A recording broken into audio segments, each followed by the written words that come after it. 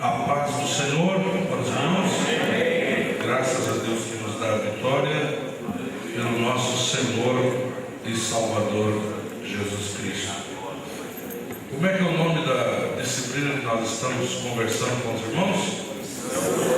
Missão urbana. O que quer dizer a palavra missão?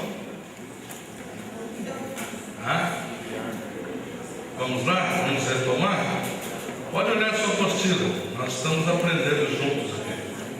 O que é missão? A palavra missão no sentido denotativo, ou seja, no sentido dicionário. O que quer dizer a palavra missão? Missão é incumbência. Lá na página, deixa eu ver aqui, página 58 do seu manual. Quem trouxe o manual? Levanta a mão. Olha só, que bênção. Parabéns, os irmãos são alunos aplicados. Vamos lá então. Missão é?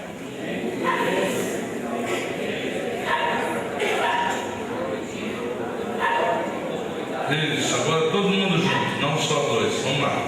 Missão é incumbência que alguém deve executar a pedido ou por ordem de uma autoridade, encargo, dever a cumprir ou obrigação. Amém.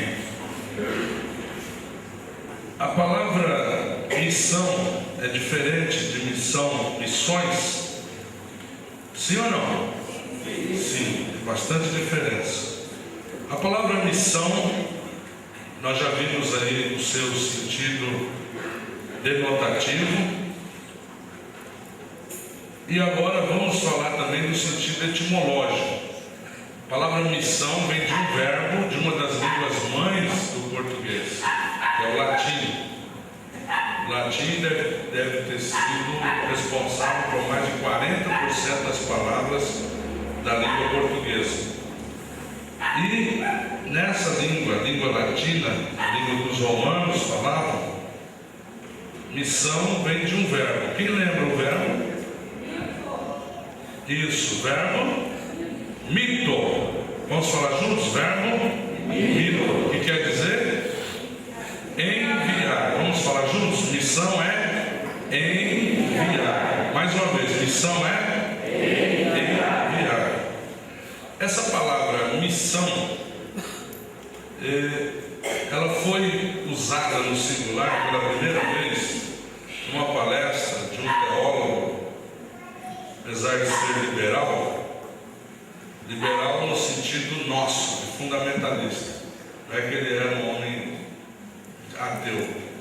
Karl Barth, ele usou a expressão missio Dei, que é uma expressão em latim. Missio Dei significa a missão de Deus. Ele usou a primeira vez essa expressão em 1932, numa palestra que ele deu na Alemanha. Entretanto, meus irmãos, desde muito criancinha na igreja, eu ouvia os obreiros me pastorearam dizer: a obra é de Deus. Quem já ouviu alguém falar isso? A obra é de Deus, não é do pastor, a obra não é do dirigente da congregação, a obra não é do maestro do coral, porque o coral é uma obra de Deus, sim ou não? É uma dimensão da obra de Deus, sim ou não? Sim. O conjunto vocal, as irmãs do círculo de oração é a obra de Deus? Então, não foi Karl Barth que inventou isso. Missio Dei. Isso é uma coisa lógica. A obra é do Senhor. Por isso ela está de pé.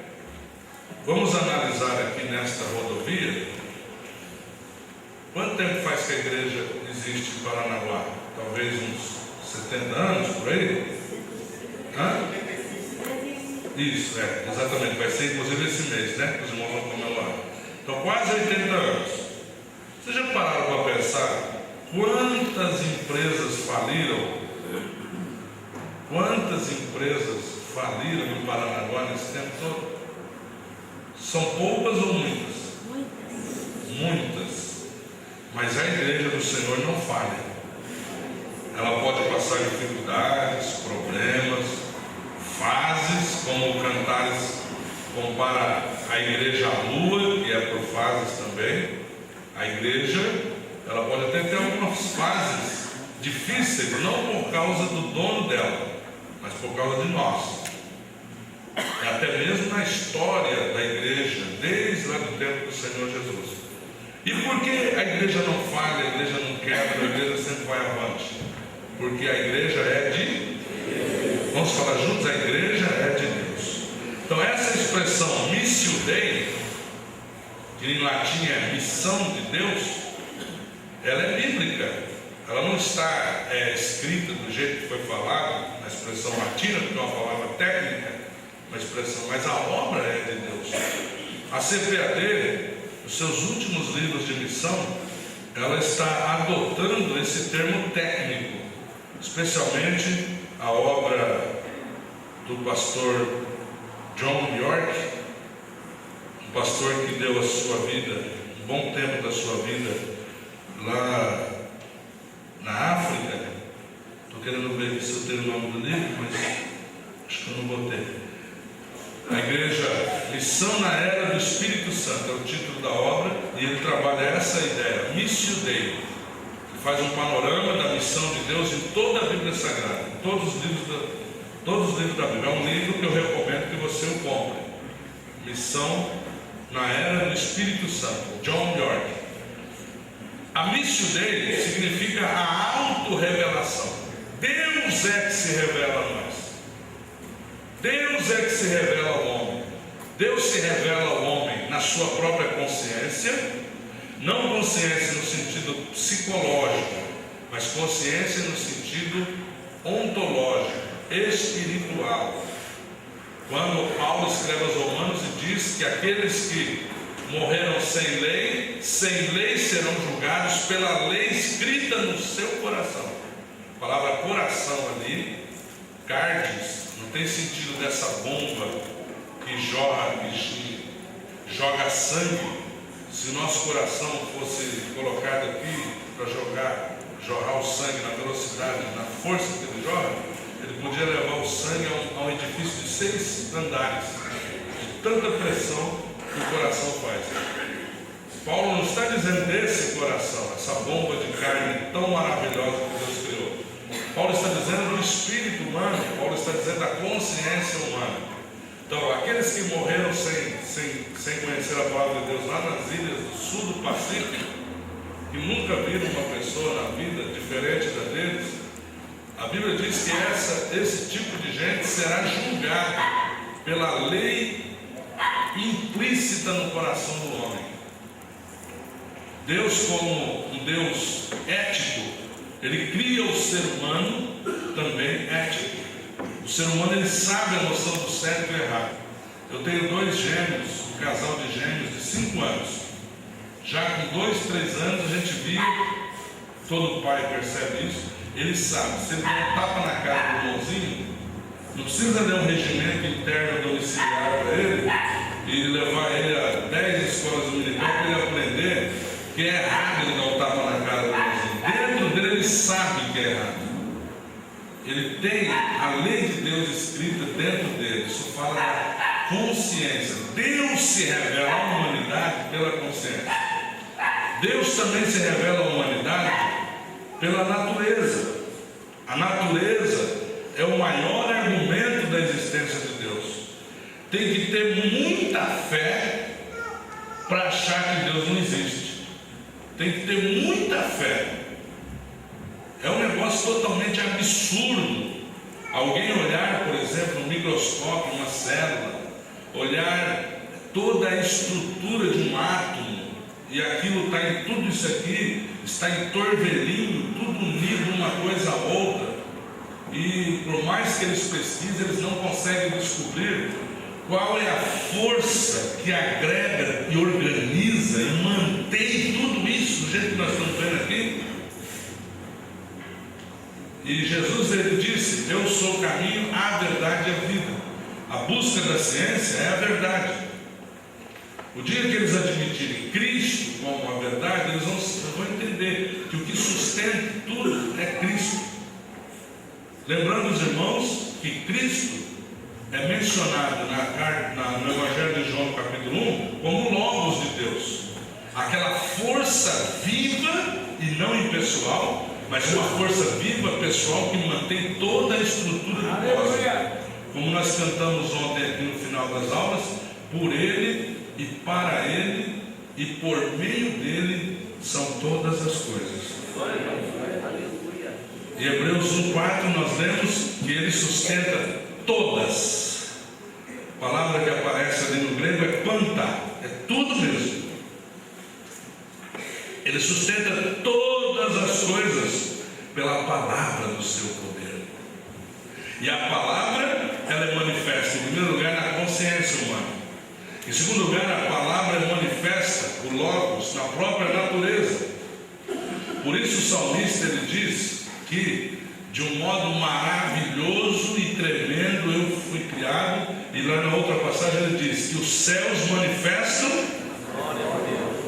o firmamento anuncia as obras da sua mão. Então a natureza, ela mostra a existência de Deus, é a autorrevelação de Deus na natureza, a missão de Deus de se autorrevelar. Foi Deus que tomou a iniciativa de criar Adão. Foi Deus que tomou a iniciativa de, quando Adão pecou, não abandonar a sua própria sorte. Foi Deus que teve a iniciativa de se apresentar e dizer: Adão, Adão, aonde tu estás? E Adão procurava se esconder. Esta é a atitude humana, de se esconder, de se distanciar de Deus. Mas Deus é aquele Deus que se auto-revela, que vai atrás do homem, a coroa da sua criação. E aí Deus mata aquele animal para substituir aquela roupa feita por vegetais, que era muito provisória, que era muito temporária. Deus mata um animal, que a Bíblia não diz qual é, se foi um boi, se foi uma vaca, se foi um cabrito. Mata aquele animal que morre representa o Senhor Jesus Cristo, o Filho de Deus que morreria em nosso lugar. E ele então veste, tira aquela roupa que representa a religião, que representa os meios pelos quais o homem usa para se apresentar a Deus, tira aquela roupa de vegetais e veste-o de uma roupa de um animal que custou sangue. Aquele animal teve que dar sua vida, derramou o seu sangue para vestir o homem. Deus é aquele Deus que se revela. E ele diz: olha, da semente da mulher, estou resumindo, né? Todos não sabem ali o que aconteceu, o pecado que entra no ser humano, o pecado que entra na terra, o pecado que macula a criação de Deus. E aí Deus diz a Eva: da tua semente, da tua descendência, nascerá um que esmagará a cabeça da serpente. Amém? Então Deus é que se auto-revela. Então o que é a missão de Deus na terra? A auto-revelação de Deus como aquele que ama o mundo, o envolvimento de Deus no mundo e com o mundo. Quando eu falo mundo, não estou falando do mundanismo, do sistema mundano, que Paulo diz: não vos conformeis com este mundo. A palavra mundo tem três sentidos na Bíblia: o sentido cosmológico, que é o mundo, mar, árvores, céu, espaço sideral, a vegetação, todas essas coisas lindas que nós vemos na natureza. Isso é coisa bonita de Deus. Esse mundo não é mau. E viu Deus que era bom. Esse mundo não é mau. E a natureza geme aguardando o dia da sua redenção. A natureza também geme por causa do pecado. E na vida do Senhor Jesus, na segunda fase da sua segunda vida, quando Jesus consertar todas as coisas, Jesus também vai redimir a natureza, o globo terrestre. Também, mundo pode ser as almas que habitam o mundo. as pessoas que habitam o mundo.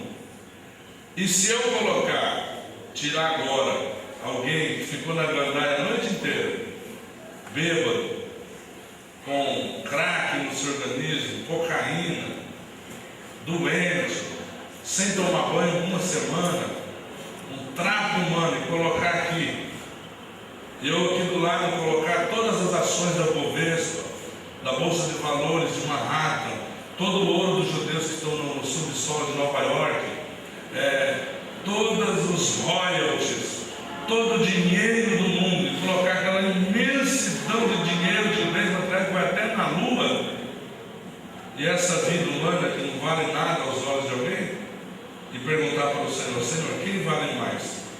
É essa criatura aqui, que é a tua imagem e semelhança, apesar de estar toda estrupiada, ou é esses bens materiais aqui? O que o Senhor Jesus vai responder?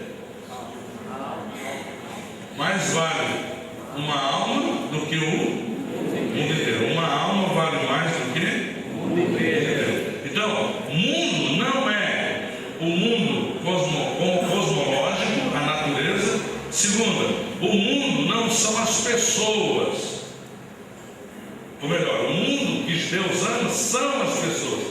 E o outro sentido da palavra mundo, são 3 sentidos: o sentido cosmológico, o sentido de mundo como almas dos seres humanos, e o terceiro sentido, que é o que Jesus definiu em João capítulo 15, a partir do versículo 18: se o mundo vos odeia, sabei que primeiro odiou a mim.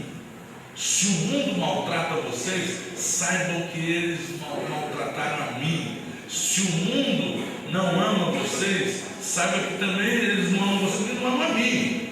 E eles não vão amar vocês, eles não. O sistema mundano, o mundanismo, não vai ter nada com vocês, porque vocês não têm comunhão com o sistema mundano. Aí nós entendemos o pecado estrutural. Por isso que Deus também vai julgar as nações. O sistema mundano. É esse sistema mundano que a Bíblia diz: não ameis o mundo, não ameis o sistema mundano, não ameis o jeito, o estilo de vida mundano, não ameis o mundanismo, nem o que o mundo há. O que há no mundo? Competição, guerra, uso da violência, uso do ódio, egoísmo, tudo isso, injustiça. É isso que Deus diz: não ameis o mundo, nem o que o mundo há. É isso que Paulo diz em Efésios 2, que nós antes andávamos no curso deste mundo. Curso do mundo significa o estilo de vida do mundo: egoísta, egocêntrico, violento, injusto, que não respeita o ser humano, que não tem temor de Deus. Esse é o sistema mundano, para o qual a Bíblia diz que nós temos que condenar. Isso é muito importante, porque pega-se o capítulo, o Salmo 1: bem-aventurado é o varão que não anda segundo o conselho dos ímpios, nem se assenta no rabo dos escarnecedores. Por causa da interpretação exagerada desse texto, fora do contexto que Davi disse, que o salmista disse, muitos estão cada vez mais longe do mundo almas. O que nós temos que estar distante de quê? De que mundo? O sistema mundano. Não é vantagem nenhuma alguém bater no peito e dizer que não tem contato nenhum com o mundo. Se não tem contato nenhum com o mundo, vai ser como o sal no saleiro debaixo da pia. Se não tem contato com o mundo, vai ser como uma lâmpada, como uma iluminação debaixo de um barril, debaixo de um tambor abafado, que não vai cumprir o seu efeito de influência. Romanos 12 também aparece também a palavra mundo. Não ameis, aliás, não vos conformeis com este mundo. Então a palavra mundo ali, não vos conformeis com este mundo. A palavra conformar ali, a ideia é essa. Imagine uma forma. Quem é que faz bolo em casa? Gelatina. Quem faz gelatina? Então, a irmã que vai fazer gelatina, e bolo. Então você pega uma forma, tem formas quadradas, retangulares, redondas, tem até umas decorativas em forma de coração. Esses utensílios, então você põe a massa do bolo ali dentro e põe para assar. Quando o bolo está pronto, antes do bolo assar, ele é uma massa uniforme. Se você jogar lá na pia, vai derramar tudo. Agora, quando você põe na forma e põe assar, o bolo vai ficar com a forma, o formato da forma. Por isso que é a palavra formato. Então, quando Paulo diz, Romanos 12, não vos conformeis com esse mundo, quer dizer, não tenhais a forma do mundo. Qual é a forma do mundo? Toda essa que eu estou falando: injustiça, egoísmo, vaidade, soberba, arrogância. O que o mundo diz para você? Você tem que se impor, você tem que dar murro na mesa, você tem que virar a mesa. Desculpa a expressão, você tem que chutar o pau da barraca. Jesus diz totalmente o contrário. Jesus diz assim: bem-aventurados os pobres de espírito. O mundo diz que eu tenho que lutar pela terra, se possível até, se der bobeira, eu tenho que invadir a terra dos outros. E a teologia da libertação, com essa ideologia, pôs metralhadora na mão de padres e até de pastores na América Latina, incentivando o povo a invadir terras. Jesus diz totalmente o contrário. Jesus diz: bem-aventurados os mansos, porque eles herdarão a terra. Não estou falando para você permitir que as pessoas invadam o seu terreno e você ficar quietinho. Eu estou falando que no conceito de Jesus Cristo, você não precisa se arrogar.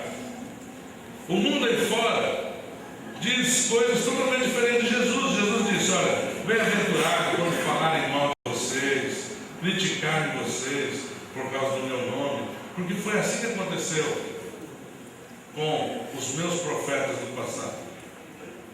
O mundo aí fora diz que você não pode chorar, especialmente o homem, mas Jesus diz: bem-aventurados que choram. Está vendo como Jesus vai tudo na contramão do mundo? Quando eu falo mundo nesse sentido, é o sistema mundano. Porque o mundo, almas humanas devem ser amadas. Aquele seu vizinho que liga o som alto, fala palavrão, aquele não é teu inimigo. O teu inimigo é o sistema mundano que ensina ele a ser assim. O teu inimigo é a tua própria carne, que faz você ficar com ódio daquele vizinho. E se você possível for, você pedir para cair um raio na casa dele, estourar toda a qualidade elétrica dele, todo o sistema de eletrificação dele. É esse, meus amados irmãos, que a gente tem que entender nessa disciplina que eu estou dando. Não é fora do assunto, é exatamente dentro do assunto. Então, a missão dele é a autorretração de Deus para com aquele que ama. Deus ama o mundo, as pessoas. É o envolvimento de Deus na vida das pessoas. Deus está no controle de quem vai ser prefeito, de quem vai ser governador, de quem vai ser presidente da república. Deus é soberano. Deus, ele domina todas as coisas. E a missão de Deus no mundo, ela não se restringe só à igreja. A missão de Deus no mundo abarca tudo o que nós podemos imaginar.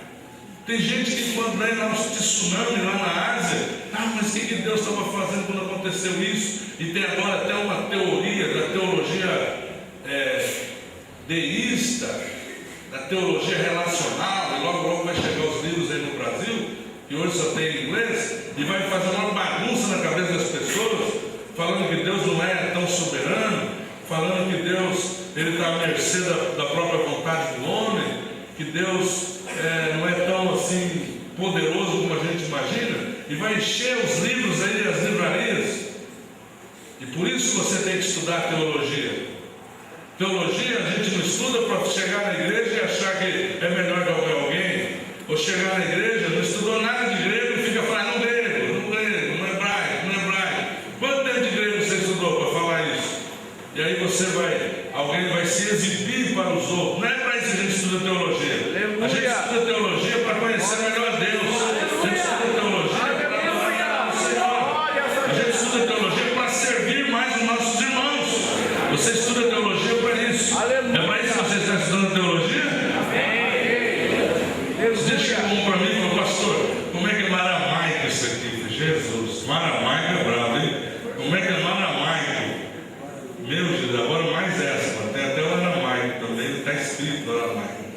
Alguns textos só do Velho Testamento está escrito em aramaico. Veja bem, meus irmãos, isso é muito importante. A missão, então, qual é o verbo para a palavra missão? Mito. Na língua latina, na língua grega e até no alemão, o finalzinho de uma palavra é definido por uma coisa chamada declinação, que é definido pela função sintática da palavra na oração. Se eu falo, eu bebi água, o sujeito dessa oração é eu. Se eu falo, a água foi bebida, já é outra construção. A água se transforma no sujeito. Na nossa língua não tem as desinências. É uma coisa complicada que eu usava de um quadro aqui, usava bastante tempo para ensinar, não é esse o nosso objetivo. Mas na declinação da palavra da missão, é missione. É uma coisa que tem nas línguas que usam a declinação chamada genitivo. Mito é o verbo. Missione é o nominativo, o nome da coisa. Missiones, missione. Daí vem a expressão, no espanhol, que também vem do latim, missiones. Na língua portuguesa, missão, missão. A pluralização, missões. Nós vimos no nosso primeiro encontro ontem que há missões, até na capa do nosso manual está missões urbanas. Se eu fosse falar de missões urbanas, eu tinha que falar aqui de todas das estratégias que a igreja pode fazer para alcançar a cidade. Mas não é esse que está escrito no miolo da apostila. Estou trabalhando missão urbana, porque minha intenção com os amados é trabalhar conceito. Conceito. Então, se eu sair daqui e eu conseguir colocar um conceito na mente dos irmãos, eu já estou feliz. Eu não vim aqui para mostrar estratégias para alcançar a cidade. Eu vim aqui trabalhar conceito com os amados. Então, missão diferente de missões. Missões pode ser entendida como uma missão transcultural, é aquela que eu saio da minha zona de conforto cultural, eu saio do meu status quo, eu saio da minha condição costumeira e eu avanço num povo de língua diferente, de comida diferente, de jeito diferente. Então, essa expressão, missões, categoricamente a diferença seria, em primeiro lugar, as missões transculturais. A missão, em primeiro lugar, é a missão que Deus tem na face da terra. O próprio Deus tem a missão. Em segundo lugar, a missão que cada um dos senhores e das senhoras e de mim temos individualmente. Cada um de nós temos uma missão. A nossa missão, ela pode ser delineada em diversos itens. A missão, por exemplo, de ser pai, a missão, por exemplo, de ser mãe, a missão de ser esposa, a missão de ser um adorador que adora o Espírito em verdade, a missão de ser testemunha de Cristo, a missão de ser um intercessor, membro do sacerdócio real de todos os crentes, 1 de Pedro 2,9. E a missão do sacerdote seria o quê? Interceder pelas pessoas e prestar culto e adoração ao Senhor. Essa é a missão esses são aspectos da missão individual, do ministério pessoal, de que cada crente em Cristo tem, até as criancinhas. Até as criancinhas. Depois, dentro do aspecto do testemunho da vida de Cristo em mim, aí vai haver, cada um Deus vai colocar no caminho. Às vezes a tua missão é testemunhar de Cristo lá na empresa que tu trabalha. A tua missão, às vezes, é você levantar de madrugada para interceder pelos pregadores. Tem pregador que prega, pastores que fazem a obra de Deus e vão muito bem, e muitas vezes eles são tentados a achar que aquilo é uma ação dele. Ele esquece de todo mundo que ele está pisando por sobre, no sentido de todos aqueles que ele já deu, todos aqueles com os quais ele conviveu, todos aqueles com os quais ele aprendeu. Então, ele só está ali porque ele está pisando em cima de gigantes que ensinaram a ele, que mostraram a ele. E quando eu falo ensinaram, não é porque ele entrou numa escola, numa sala de aula, e essa pessoa foi ensinar. Jesus nunca pôs o discípulo dentro da sala de aula. Ele ensinava no dia a dia. Ele ensinava mostrando como ele vivia. Então, a missão nossa é fruto de todo um processo de Deus na história dos homens, na história da igreja.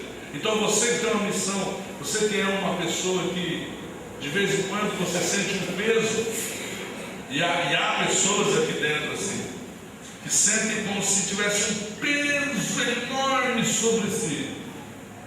Hora ou outra, elas têm na mente um determinado obreiro, uma determinada pessoa, e aquela pessoa não sai da mente. Enquanto ela não dobra o seu joelho e vai orar por aquela pessoa, ela não sossega.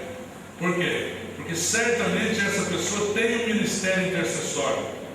A intercessão é uma obrigação de toda pessoa que é sacerdote de Cristo. E todos nós somos sacerdotes. Essa foi a grande tônica da reforma de Lutero, que a Igreja Católica incutia na pessoa a ideia de que só o clero especializado é que tinha a missão de Deus. Só aqueles que tivessem uma toga, um colarinho clerical, que tinham sido ordenados pelo Papa, é que poderiam fazer. Até hoje, se tiver uma reunião um cardeal, é só ele que pode dar a palavra, porque é a autoridade maior. Se tiver um bispo e um monte de padre, é só o bispo que pode comunicar. Por quê? Porque é uma igreja institucionalizada. Agora, o que Lutero descobriu quando ele leu 1 de Pedro 2,9 é que vós sois sacerdotes de Deus. Vale você dar uma glória a Deus agora. Você é um sacerdote.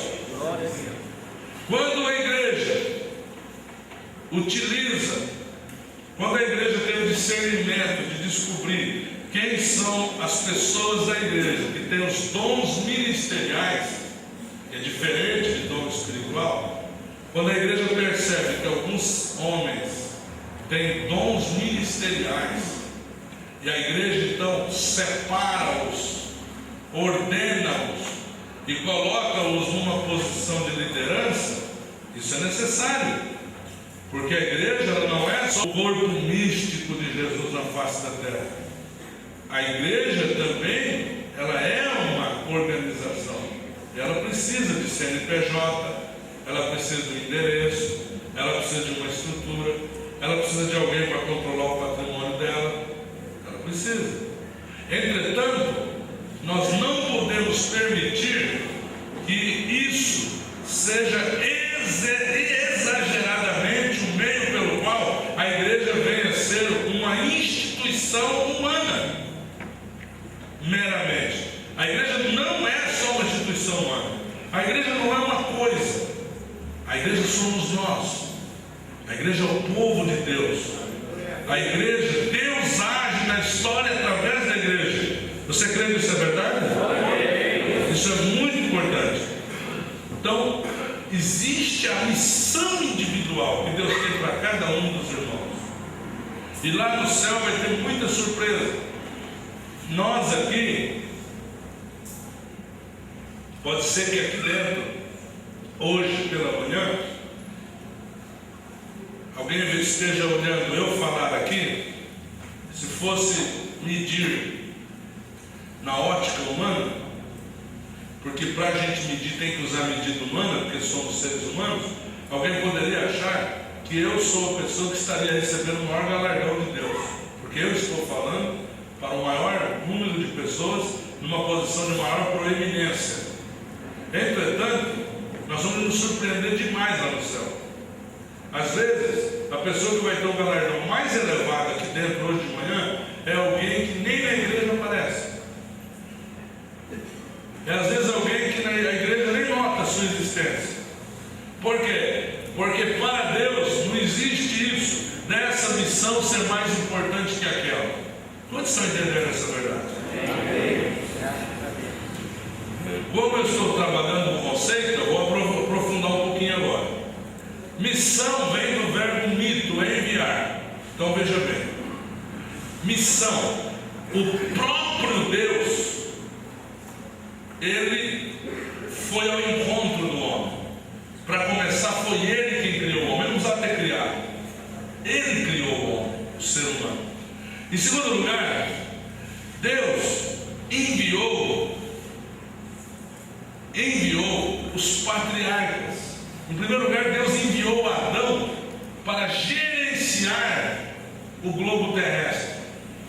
Deus enviou Adão. Em segundo lugar, depois que Adão pecou, Deus enviou uma promessa de um que viria para restaurar. E toda a história da humanidade, do Antigo Testamento e do Novo Testamento, gravita em torno dessa verdade, da vida de Deus se opondo à morte de Satanás.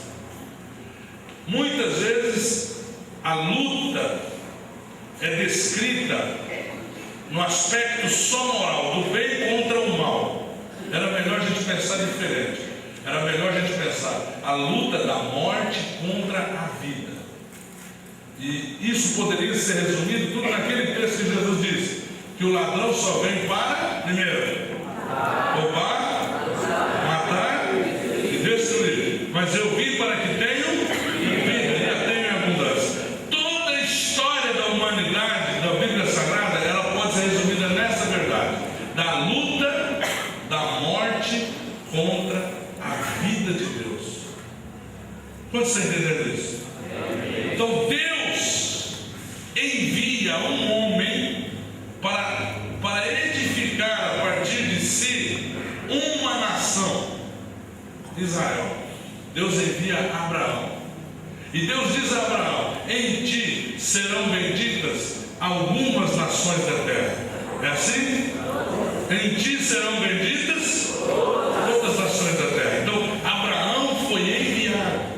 Sai da tua terra, da tua parentela. A partir de ti eu vou construir uma grande nação. O Senhor envia também os seus profetas. O Senhor envia líderes para essa nação. O Senhor envia profetas para colocar essa nação no eixo, no caminho, para anunciar o Messias que havia de vir. Agora Deus também envia Jesus Cristo. O Verbo se fez carne e habitou entre nós e vimos a sua glória. Deus envia o seu Filho ao mundo.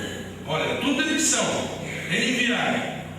Deus envia o seu Filho. Agora o seu Filho morre. Todos nós sabemos, o nosso Salvador Jesus, o Filho de Deus. Agora o Senhor Jesus, nós vimos ontem a base bíblica da grande comissão. O Senhor Jesus agora envia aqueles a quem Ele escolheu, e envia-os pelo mundo. O Senhor Jesus envia a igreja ao mundo.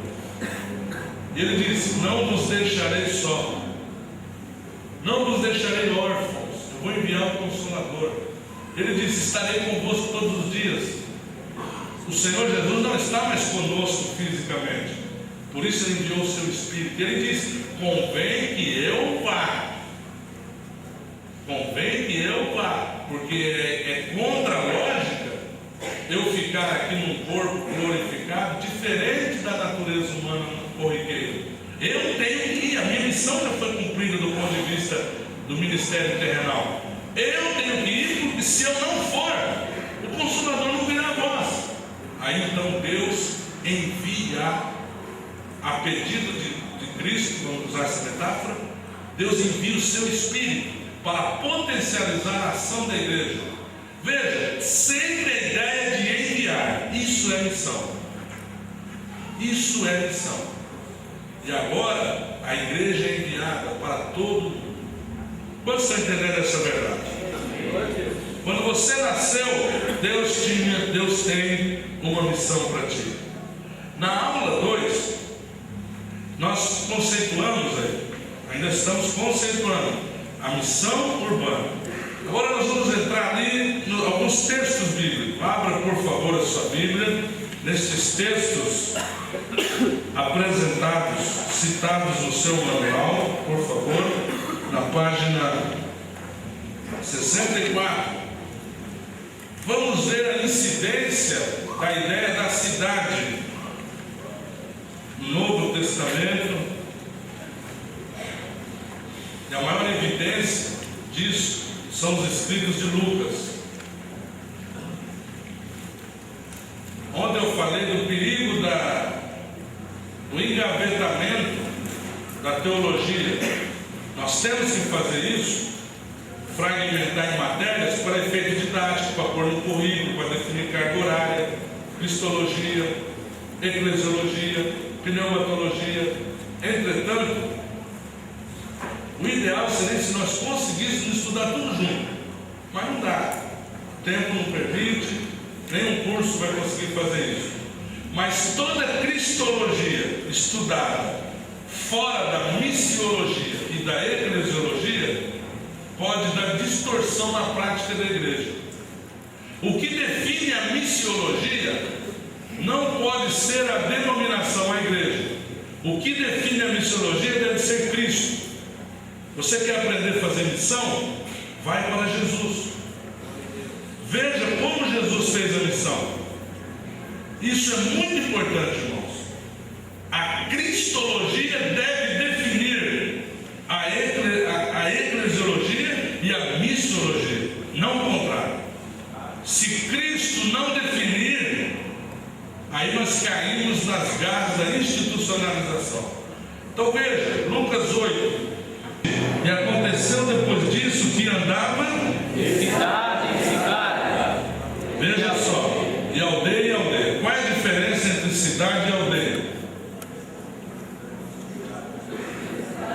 É bem simples.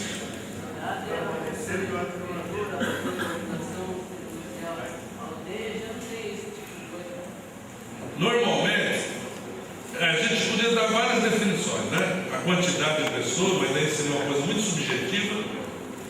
Tem aldeia de 300 famílias e tem cidade de 30 famílias na Bíblia, na história, na antiguidade. Então, o que define? Eu acho interessante uma distinção que eu coloquei na sua apostila, não precisa anotar. Depois você vê, de Humber, citado por Champlin, que a aldeia não tinha muros em volta de si, e a cidade tinha muros, ou uma segurança armada, ou uma cerca, ou um limite estabelecido de domínio. Isso é a cidade, diferente da aldeia que não tinha. Então veja aqui que Jesus ele tinha preocupação de cidade em cidade. Veja agora, Tito, capítulo 1, versículo 5. A parte A do versículo. Por esta causa te deixei em Creta, para que pusesse em boa ordem as coisas que ainda restam, e de cidade em cidade, cidade em cidade, estabelecesse presbítero, como já te mandei. Veja de novo aqui a ideia da cidade em cidade. Atos 20, versículo 20. Atos dos Apóstolos, capítulo 20, versículo 20.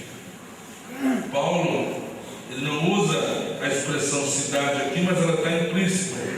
Como nada que útil seja, deixei de vos anunciar e ensinar publicamente pelas casas.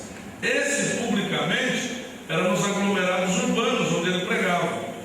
Paulo usava essa estratégia de ir às cidades. E ele sempre estrategicamente escolhia as cidades em oração.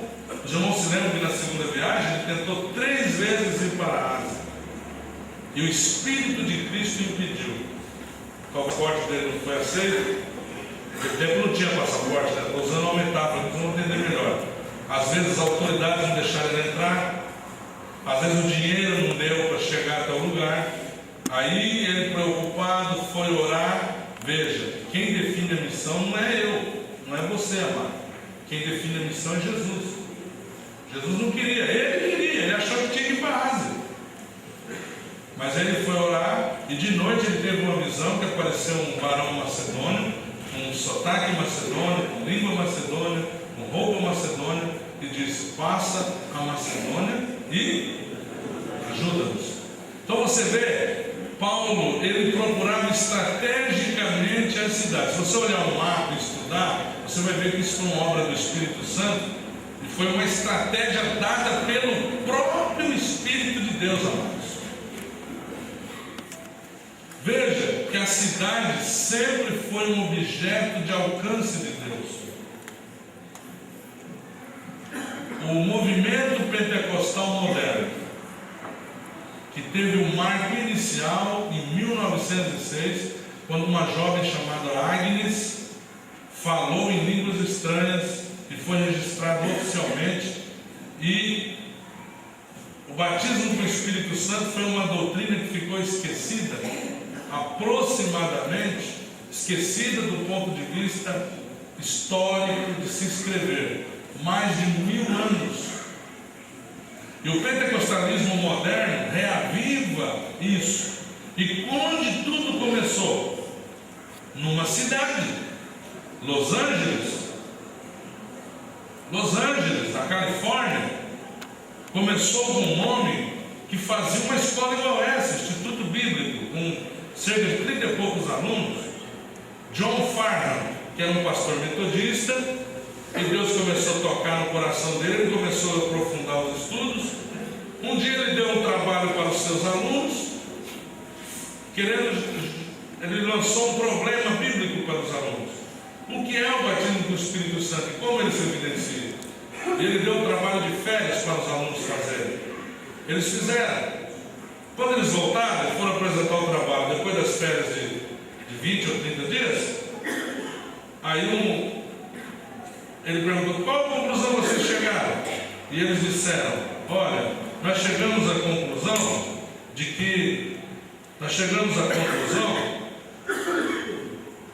o batismo com o Espírito Santo é marcado por falar em línguas estranhas. E essa moça falou assim: professor, e eu tenho convicção, que Deus me deu essa convicção, se eu dobrar o meu joelho aqui, o senhor orar por mim, eu vou falar a língua estranha. Eles nunca nem tinham visto nas igrejas de Deus. Numa cidade, Los Angeles. E ele então colocou a mão sobre ela, ele não falava em línguas, e Jesus batizou aquela moça com o Espírito Santo. Dali começou um avivamento naquela escola bíblica, como essa aqui, só que era um mundo bem menor. Havia um pastor negro chamado William Seymour, que também Deus havia começado a inquietá-lo. E ele então foi querer assistir às aulas. Mas na época, em Los Angeles, veja só o que eu estou falando da missão urbana. Naquela época, entre 1903 e Los Angeles até 1910, 3.500 irmãos nossos, negros, morreram inchados nas ruas de Los Angeles. Por causa desse pecado estrutural que eu estou falando, desse sistema mundano, de achar que alguém é superior a outro. 3.500 negros foram mortos, inchados nos Estados Unidos. De 1900 a 1910, mais ou menos. E lá nessa igreja, esse pastor William Seymour foi tocado por Deus e teve desejo de estudar. O pastor Farnham, as leis não permitiam que aquele pastor viesse dentro da sala de aula. Então deixava a porta um pouquinho aberta e ele ouvia as aulas lá do corredor. Então ele aprendia, anotava tudo. Veja só que absurdo. Anotava tudo e ia ensinar o seu povo. O grupo que ele dirigia, de repente não coube mais no lugar. Então ele alugou um salão, um galpão na rua Azusa, 307, Los Angeles. E dali começou um grande avivamento. Ali Thomas Berger recebeu o batismo do Espírito Santo. Ali muitos, o próprio professor dele ia lá.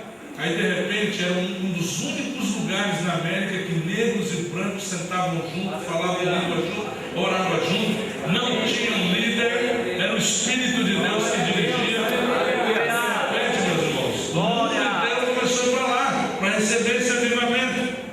Começou numa cidade, numa aglomeração urbana, esparramou o pentecostalismo moderno para todo mundo, que há 2 anos atrás se completou o centenário do pentecostalismo. Ano passado completou o centenário do pentecostalismo moderno, que é marcado pelo batismo do Espírito Santo, a data que aquela moça foi batizada pelo Espírito Santo. Veja bem, o mover de Deus a partir das cidades. Daí vem a missão urbana. A palavra urbana, você vê no seu manual, a palavra urbana ela vem do termo latino urbanus. Urbis é cidade, urbano significa da cidade. Mas o que é uma cidade? Então nós já definimos o que é a cidade. Eu procurei citar aqui Unger, citado por Champlin, para distinguir o que é a cidade. A ideia da cidade, a palavra cidade, no singular ou no plural, ela aparece na Bíblia Sagrada 1149 vezes. Apesar de a Bíblia ela contemplar bastante a vida rural, a vida campesina, porque a nação de Israel era uma nação pastoril, que os patriarcas tinham uma vida pastoril. Abraão viveu um bom tempo no nomadismo, e isso leva a Bíblia a destacar bastante o aspecto rural. As metáforas, muitas delas são rurais. Entretanto, amados, a Bíblia é um livro urbano. Ela fala das cidades 1149 vezes. E o interessante é que a ideia de paraíso ela é uma ideia rural. Metade dos irmãos que estão aqui, não é eu que digo, foi o IBGE que disse, até o ano 60, você ou seus pais ou seus avós viveram lá no campo. De 1960 para cá, o Brasil se tornou uma nação urbana. Uma nação urbana. Em 2000, o IBGE mostrou que 81,23% da população brasileira está na zona urbana. Isso é índice de primeiro mundo. Não estou falando que isso é bom ou isso é ruim, mas nós, de algum modo, temos uma saudade inconsciente do campo. Todos nós queremos voltar para o campo, longe do barulho, longe do estresse da cidade, longe das injustiças que a gente vê muito gritantemente na cidade. Obviamente também no campo tem. Mas naquele tempo era tão bom. Tem um obreiro nosso lá, que quando alguém fala, quando a gente vivia no roça, era tão bom. Que era bom nada, eu não quero nem saber daquele tempo, sofria com a chuchu. Mas, de algum modo, irmãos, dentro de nós queremos parar, queremos ver o verde, queremos ver o campo, queremos ver plantação, balido de ovelha, mugido de vaca. Eu, quando vou para visitar os irmãos que moram nos sítios lá, quando começa a chegar perto do campo, aquele cheiro do mato, até mesmo o cheiro do boi, talvez alguém se escandalize, até aquele cheiro do estrume do boi de longe, aquele me faz bem. Eu sinto aquela paz, aquela coisa gostosa. E a gente automaticamente, no nosso inconsciente, a gente lembra do paraíso que Adão perdeu. A gente lembra também que Jesus falou para o ladrão sobre o paraíso, o ladrão arrependido. Aí, meus irmãos, automaticamente, presta atenção, a gente começa a nutrir um certo asco, nojo, um ódio inconsciente pela cidade. Nós odiamos de algum modo a cidade, a injustiça dela, a poluição dela, as mazelas dela, a prostituição dela, tudo que tem de ruim nela.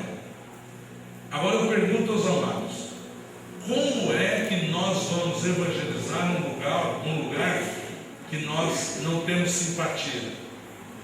Como diz o Salmo 55, a violência na cidade. O salmista, ele não gosta da cidade. Ele tem saudade das ovelhas. Inconscientemente, nós, saudade do paraíso, temos ódio pela cidade.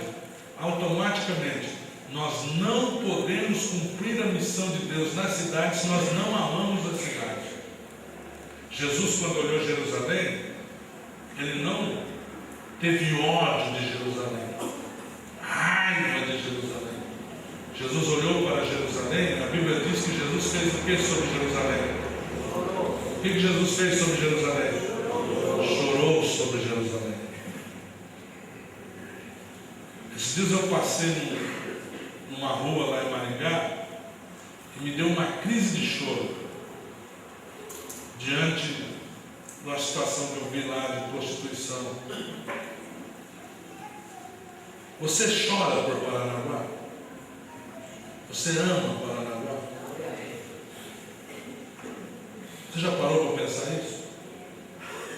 Como é que você vai evangelizar, testemunhar, arrancar pessoas do pecado se você não ama o lugar?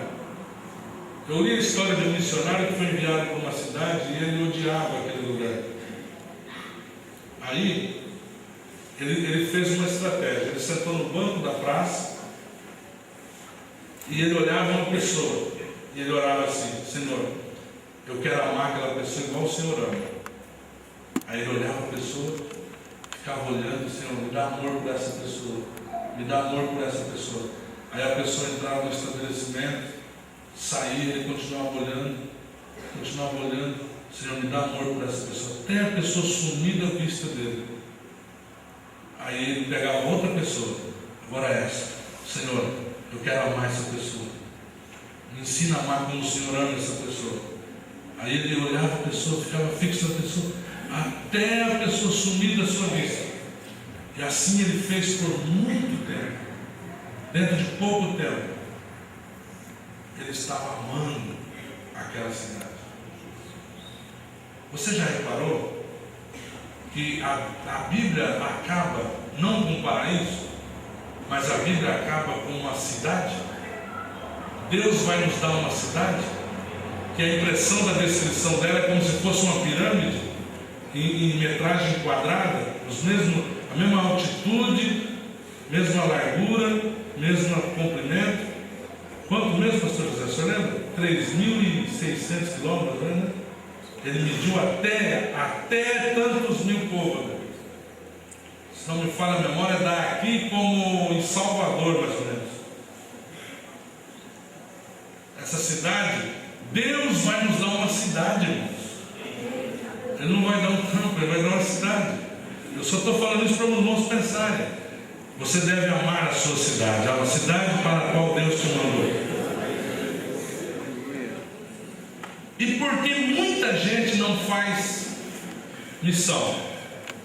Porque não ama a cidade. O pastor Pimentel uma vez contou uma história interessante. Diz que um obreiro foi enviado para uma cidade e ele se adaptou, gostou, estava evangelizando, trabalhando animado, mas a esposa dele odiava aquele lugar.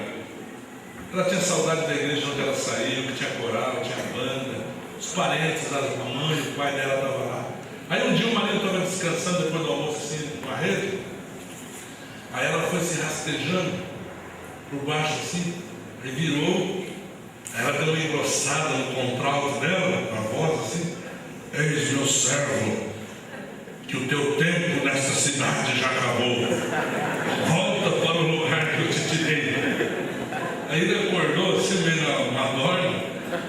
Aí ele falou assim: Senhor, graças te dou, porque eu conheço a tua voz. E conheço a voz da minha esposa. Ô bem, vai lá fazer um cafezinho para mim, pastor.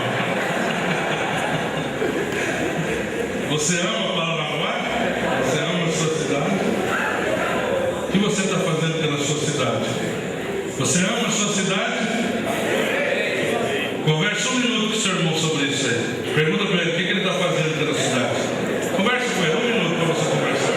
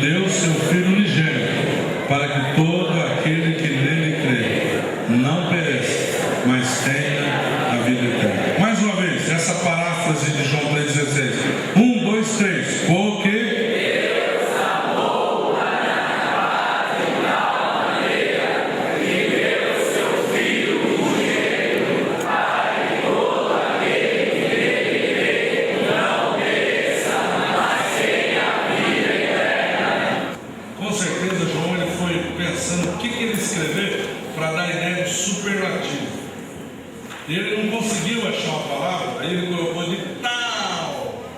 Isso aí tinha que ser lido assim, de tal maneira. Não assim, tal maneira. Quantos entenderam isso? Então agora vamos ler a paráfrase dramaticamente. Vamos lá. 1, 2, 3.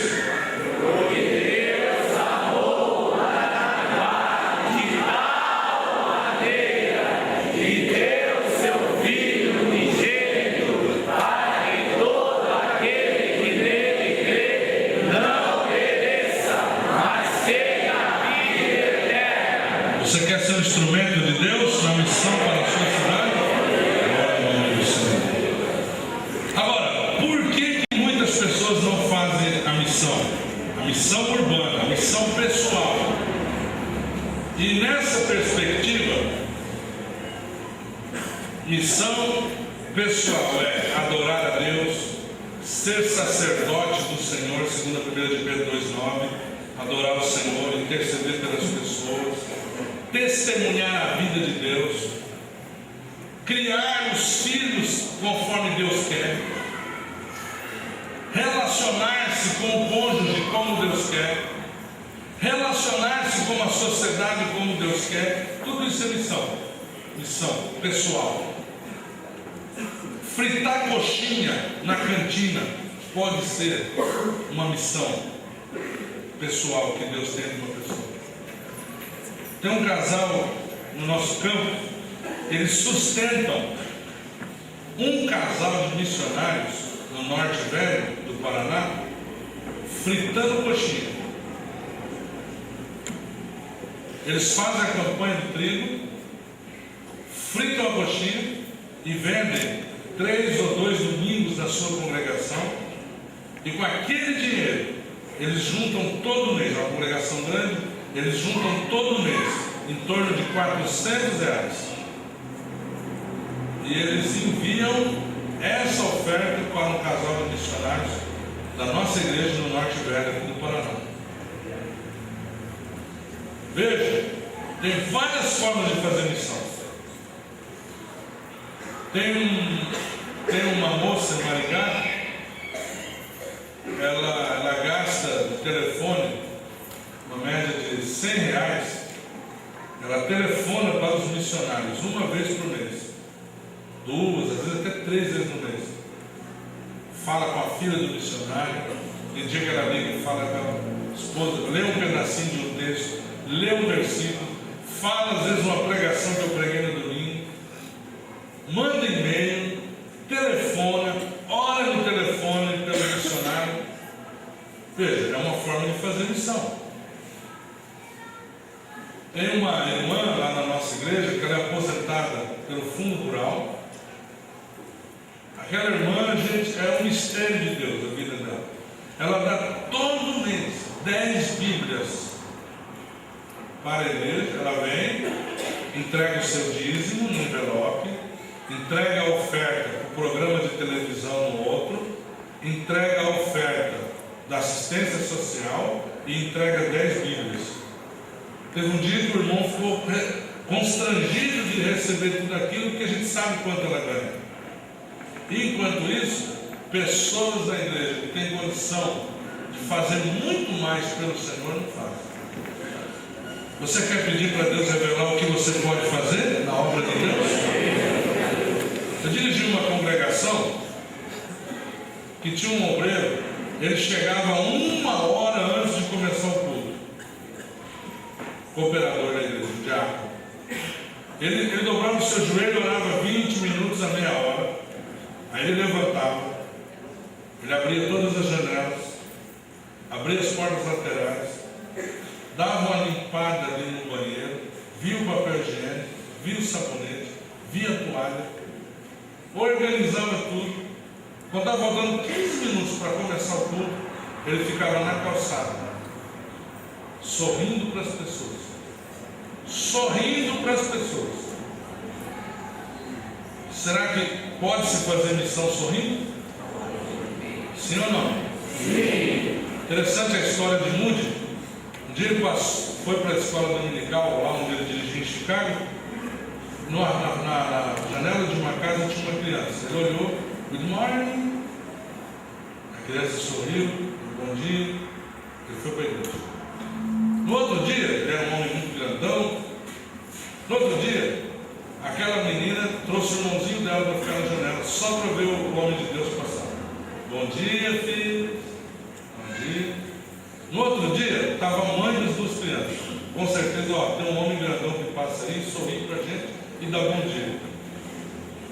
Aí estava a mãe e os dois filhos. Bom dia, senhora. Bom dia, criança. Aí no outro domingo, estava a mãe, os dois filhos e o pai. Aí estava passando a família toda. Bom dia, senhor. Bom dia, criança. Será que eu posso convidar vocês para irem comigo à casa de Deus? Eu queria tanto que vocês fossem, eu ficaria tão honrado. Aí o homem falou, mas acho que não dá tempo da gente se arrumar. Não dá tempo, eu espero. Nem que eu chegue atrasado. Lembre-se, pastor nunca chega atrasado na igreja, viu? Ele tinha outros compromissos. Nunca fala que seu pastor chega atrasado, porque pode acontecer alguma coisa assim. Então aí, ele levou toda aquela família. E depois aquele homem se tornou um obreiro de mude. Amém? Esses dias, um professor de escola dominical nosso deu um testemunho na sala. Ele foi ao posto de gasolina e estava um apuro posto de gasolina, gente brigando com o frentista, patrão dando bronca em outro, apurado mesmo. Aí o irmão desceu, inclusive ele é professor de balé. O irmão desceu do seu carro, parou o carro lá no lugar, abriu a tampa do tanque e ficou esperando calmamente o frentista ver todo mundo. E aí ele pediu. E o frentista ficou olhando para ele, e ele com a chave do carro e aquela tampinha do carro. Aí chegou uma hora, ele estava tudo sujo de jeans, tinha vindo do trabalho, não tinha nada caracterizando o carro dele. O frentista falou assim: você é crente, né? Eu sou, graças a Deus. Por que você sabe que eu sou crente? Porque é pouca gente que trata a gente assim. Tirou a tampa do carro, sorriu para a pessoa, cumprimentou, uma boa tarde e esperou a sua vez.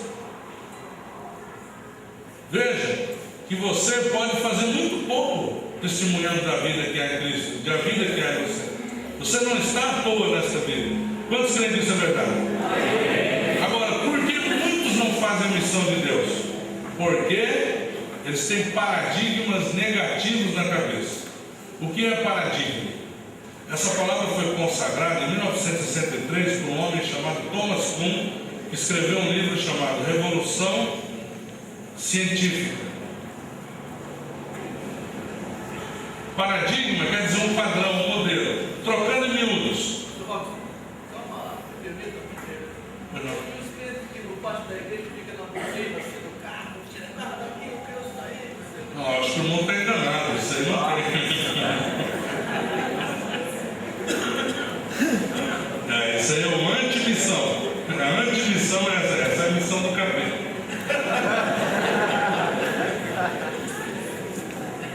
Então veja bem, vamos definir o que é paradigma. Eu já estou encerrando a minha parte.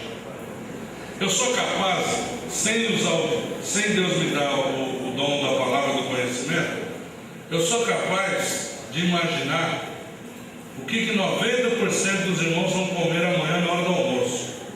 Eu tenho uma impressão que vocês vão comer arroz com feijão. Acertei? Hã? Sim ou não? Por que vocês deram risada? Porque é um paradigma. É um paradigma. Eu fui para o Japão e fiquei 21 dias sem comer feijão. Quase morri de vontade de comer feijão. É um paradigma nosso, é um paradigma bom. Domingo à noite, eu sou capaz de imaginar a roupa que o pastor José Alves estará aqui pregando para os irmãos. Eu tenho a impressão que ele vai vir de terno e gravata. Isso é um paradigma. Um homem e uma mulher saem, casados, eles vão sair de carro. Quem vai dirigir o carro? Hã? Quem vai dirigir? Por quê?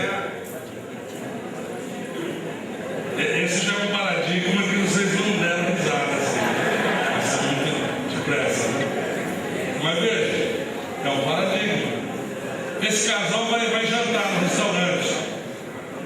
Vamos comemorar lá o aniversário de casamento no restaurante. Quem vai pagar a conta? As irmãs é homem. Esse é o paradigma. Esse é o paradigma. Dentro da igreja também existem paradigmas. Existem paradigmas bons, existem paradigmas não muito bons, e existem paradigmas péssimos. Há pessoas que querem algo novo, resultados novos, mas eles continuam fazendo a mesma coisa, nunca vai dar. A mesma coisa nunca vai gerar resultados novos, resultados bons, melhores. Então, por que muita gente não se envolve com a missão? Missão pessoal. Primeiro, você viu aí que eu coloquei na página 67 alguns paradigmas ruins que impedem a pessoa de fazer missão. Olha lá na página 67, do lado de baixo, no meio da página para adiante. Primeiro, não sabem distinguir missão de missões. Já falamos bastante isso ontem, inclusive. Segundo paradigma ruim, não sou chamado para missão. Alguém já ouviu isso? Isso é o maior absurdo que alguém pode cometer. Não existe crente que não tem missão. Não existe. Eu consegui argumentar isso no começo da minha aula hoje? Sim ou não? Sim. Não vou nem perder meu tempo. Outros dizem assim: entreguei folheto, já fiz missão. Jesus te ama, e sai correndo. Jesus te ama, sai correndo. Jesus te ama, Jesus te ama. Folhetinho da palavra de Deus. Quem é de Deus, ouve a palavra de Deus. Folhetinho. Aí distribui 20 folhetos. Aí chega domingo. Alguém quer dar um testemunho? Graças a Deus, irmão. Hoje, pela graça do Senhor, eu evangelizei 20 pessoas. Irmãos, entregar folheto é uma partezinha da missão. Muito melhor entregar que não entregar. Entretanto, panfletagem não é evangelismo. Panfletagem não é evangelismo. Evangelizar é comunicar o que Jesus fez na nossa vida, se possível for, comunicar todo o conselho de Deus, todo o plano da salvação. Outro paradigma: missão é transmissão de cultura. Missão é transmissão de cultura, como os católicos fizeram na América Latina. Chegavam nos índios, se eles tinham um nome para chamar um Deus único, um Deus supremo, eles aniquilavam esse nome, proibiam os índios de falar a língua deles. Chegou um ponto no México, a Igreja Católica pegou um grande líder, que eles lutaram quase 10 anos para pegá-lo, e na hora de matá-lo, acenderam a fogueira e falaram assim: você tem duas opções. Você aceita que o nosso Deus é o único e verdadeiro e que Jesus é o Salvador, mas você vai morrer do mesmo jeito. Aí você vai morrer e você vai para o céu. Agora, se você não aceitar a nossa fé, nós vamos matar você e daí você vai para o inferno. Isso é transmitir a cultura. Isso é transmitir os costumes. Isso é colocar a cultura acima da vida que é em Cristo. Aí o cacique falou assim: escuta, o intérprete agora, vocês vão estar em que lugar? No céu, nesse lugar que eles estão falando, ou no inferno? O que é isso? Vamos estar no céu. Então eu não vou aceitar, não, eu não quero ver vocês, não. Eu quero ir para o inferno mesmo. Isso é sério, viu? A gente dá risada assim, mas é seríssimo isso aí. Esses dias, uma senhora ouviu um dos nossos programas, veio para a igreja, aceitou a Cristo como Salvador e começou a vir à igreja. Ela congregou 1 mês, 2 meses, aí no segundo mês oferecemos discipulado, determinamos uma irmã para fazer discipulado com ela. Aí depois, mais ou menos uns 4 meses que ela estava vindo à igreja, ela sumiu da igreja. Aí o nosso tesoureiro foi fazer uma compra, chegou lá num depósito de construção muito grande da cidade, olhou, ela estava lá sentada numa das mesas. Aí, a irmã aí e tal, Pai do Senhor, Pai do Senhor. Ô minha irmã, a senhora não foi mais à igreja? Irmão, eu não fui mais. Mas por quê? Não, eu estou indo em outra igreja. Mas por quê, irmão? É o seguinte, irmão. Eu gosto muito da igreja, a palavra de Deus falou comigo, você vê Jesus chorando, Deus fez uma obra já de imediato na minha família. Só que é o seguinte, irmão, eu não tenho como trocar o meu guarda-roupa da noite para o dia.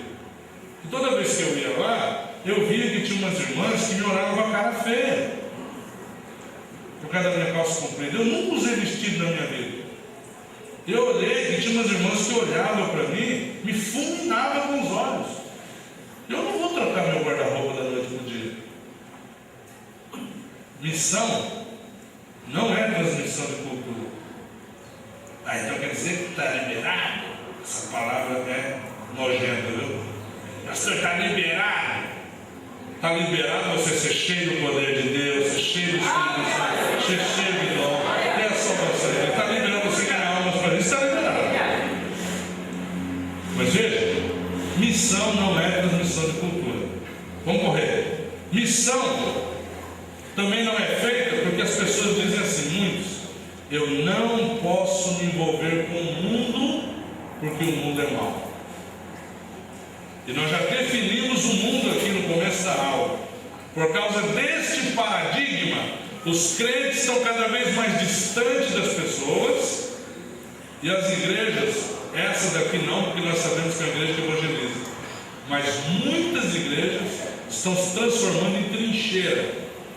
Elas não são um rio que a água da vida corre indistintamente a todos os seres humanos. Elas são um açude com um muro bem grande em volta e alto, e se alguém quer a água da vida, ela tem que vir aqui, matar dragões, escalar montanhas, ultrapassar com muito sacrifício esse muro aí, te buque na água da vida, aí ele vai poder ter.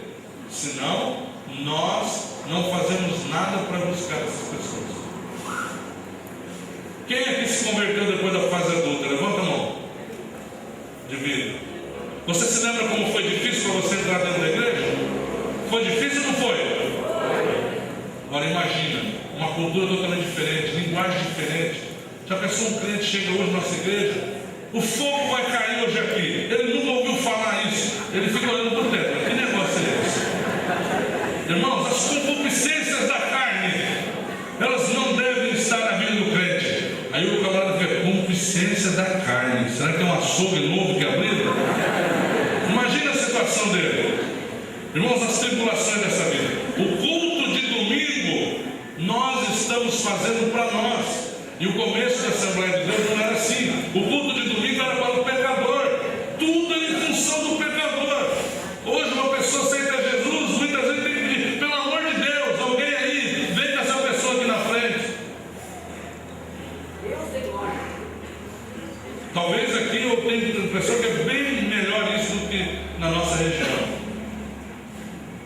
Nossa cidade tem muito europeu, a cultura às vezes europeu assim, é meio distante. Agora você vai naquelas salõezinhos de São Paulo, o visitante chega, a pessoa já gruda. Por quê? A cultura nordestina, ele sabe o que é estar em terra estranha, ele sabe o que é ser discriminado, e ele sente na pele como ele era discriminado, então ele gruda no visitante, ele dá o amor, o carinho, o afeto. Agora as igrejas, especialmente as sedes, é uma cultura que muitas vezes torna as pessoas distantes umas das outras. Mas Deus nos trouxe aqui hoje para dizer para nós que cada um de nós temos uma missão no nome do Senhor Jesus. Vou parar por aqui que o meu tempo já se foi. Você, meu amado irmão, você pode continuar estudando aqui a apostila, que a aula 3, ela tá praticamente autoexplicável. Eu gostaria que você, na sua casa, lê-se esses textos bíblicos que são citados, aquilo que Deus nos deu, que nós colocamos para os irmãos. Eu quero agradecer de todo o meu coração a vossa atenção. Reitero aqui as minhas palavras de gratidão ao pastor José Alves, aos nossos companheiros que ministraram aqui também, pastor Daniel, pastor Ciro e também ao pastor Hércules. Que Deus lhes abençoe. Essa é a minha última participação e eu desejo que os irmãos sejam abençoados por Deus como os irmãos têm sido até aqui, e que você saia com a convicção que tu tens uma missão a ser cumprida na obra do Senhor. Você tem essa missão? Ore a Deus para que Deus revele para você o que é que você tem que fazer. Deus conta com você. Aquilo que é para você fazer, o pastor José Alves não vai poder fazer. Por que ele não vai poder? Não porque ele não sabe, não porque ele não sabe fazer, mas é porque Deus dá ocasiões para você que não dá para nós. Deus te coloca em lugares que o outro irmão não está. É tu que tem que fazer.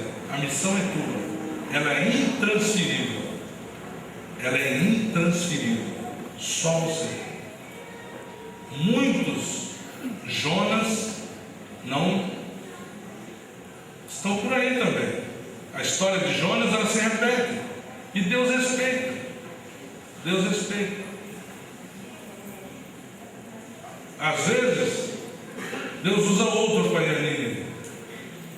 Então Deus nos trouxe aqui, trouxe a mim, para dizer a nós que nós temos uma missão.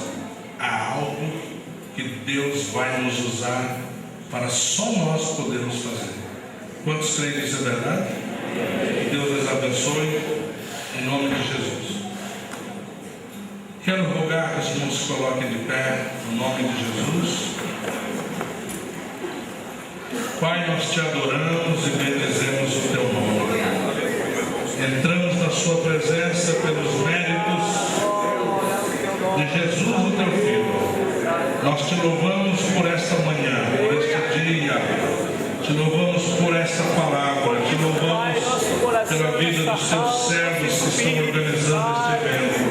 Te louvamos pela vida do pastor desta igreja, pelo coordenador do Ibadeiro, pelo teu servo, pastor Hércules, que está aqui, pelo pastor Daniel, pelo pastor Ciro.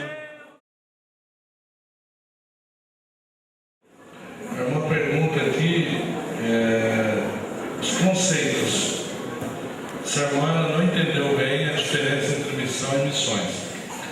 E ela pergunta também o que significa a palavra incumbência. Está aí na definição. Incumbência é tarefa, uma obrigação imposta por alguém que tem autoridade sobre nós. A senhora, irmã, fez isso, ou irmão, não sei, suponhamos que seja uma irmã.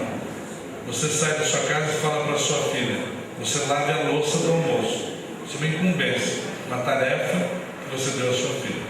Então a missão, no singular, missão significa a começar. A missão que o próprio Deus tem na face da terra, que nós vemos isso muito exposto em 2 livros que a CPAD lançaram agora recentemente. Um deles é do John York, que ele reaviva o conceito da Missio Dei. Então a missão no singular é a missão, para você entender bem, minha irmã ou irmão que escreveu. Missão é aquela tarefa que Deus tem para você na terra. Missões no plural são todas as ações da igreja para cumprir a missão que Deus tem na terra. Inclui-se aí a missão transcultural, quando a gente ultrapassa a nossa cidade, as nossas fronteiras. O mesmo bilhete pergunta o que é comissão. É sinônimo de incumbência. Grande comissão é um termo técnico dado para as últimas palavras de Jesus ressurreto, quando ele manda a igreja ir por todo mundo, pregar o evangelho a toda criatura. Jesus disse que eles vão ser cheios do Espírito Santo. Esse mandamento que está aí na sua apostila, eu coloquei todas as grandes comissões. Mateus 28, 18 a 20, Marcos 16, 15 a 16, Lucas 24, 46 a 49, João 20, 21 e 22. Esses são textos que expressam a grande comissão dada por Jesus. Por que grande? Porque fala da salvação, porque é a missão de Deus na terra. Então veja, a irmã pergunta, preocupada, a minha intenção era chocar mesmo, então eu consegui, pelo menos na vida dessa irmã. Ele está dizendo aqui: quem não evangeliza não é salvo? Jesus diz: quem não dá muito fruto, olha lá, veja o que eu estou dizendo. Eu sou a videira verdadeira, vós as varas, quem está em mim? Quem nasceu de novo? Então você está em Cristo. Quem aqui é santo? Quem aqui é santo? Quem aqui é perfeito? Quem é perfeito? Você pode responder com segurança: em Cristo eu sou perfeito. Pastor, mas eu não mereço isso, eu não sou assim.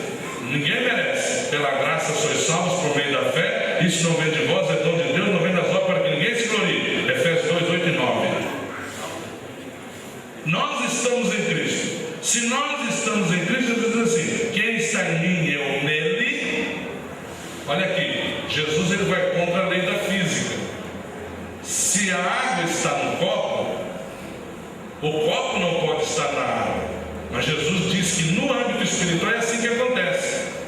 Como é que é o nome dessa rua? Como é o nome dessa rua aqui? Nós fisicamente estamos na rua Conselheiro Correia, na cidade de Paranaguá, no estado do Paraná, no hemisfério sul, na América do Sul, na América Latina, na parte ocidental do globo terrestre, no universo, na Via Láctea, mas espiritualmente nós estamos em Cristo Jesus. E quem está em Cristo produz fruto. Se não produz fruto, se é parasita, não tem salvação. Agora, o que a irmã, o irmão, tem que definir claramente qual é o conceito de evangelizar. Se você está criando os seus filhos no temor do Senhor, você está produzindo fruto. Se Deus olha do céu para você e vê você como um adorador que adora Ele em espírito e em verdade, você está produzindo fruto. Se você é uma pessoa que se preocupa pelo próximo e vai ao encontro dele como um representante de Cristo, você está dando muito fruto. Se a vida de Jesus é manifesta em você, se as pessoas olham você e veem que o ego morreu, a carne morreu e Cristo vive em você, você está dando muito fruto para o Senhor. É isso que Jesus disse. E ele continua dizendo: este dá muito fruto, porque sem mim nada podeis fazer. Se alguém não estiver em mim, será lançado fora como uma vara, e secará, e os colhe e lança no fogo e água. Por isso que nós vamos ter muita surpresa na eternidade, irmão. A igreja não pode se inchar. A igreja do Senhor Jesus, ela está crescendo para a glória do nome do Senhor. O pastor falou que no mês tinha 50 igrejas. Que no mês tinha 52 domingos. É um ano. Desculpa, falei errado. É que eu estou com pressa para não casar. Um ano tem 52 domingos, né? Então, não um mês, um ano. Um ano tem 52 domingos. A pessoa pregar 50 mensagens de vitória, de vitória, de vitória, você pode saber que é a filosofia humanista que está definindo o ministério dele.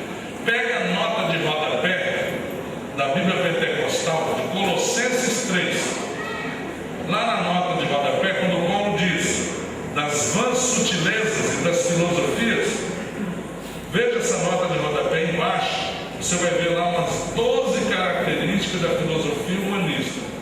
E dá uma olhada se aquilo não está determinando a pregação e o ministério de muitas pessoas. Para você alertar-se acerca do seu próprio ministério e você orar pela igreja, pela sua família, para que Deus nos dê graça e misericórdia. Que Deus abençoe os irmãos.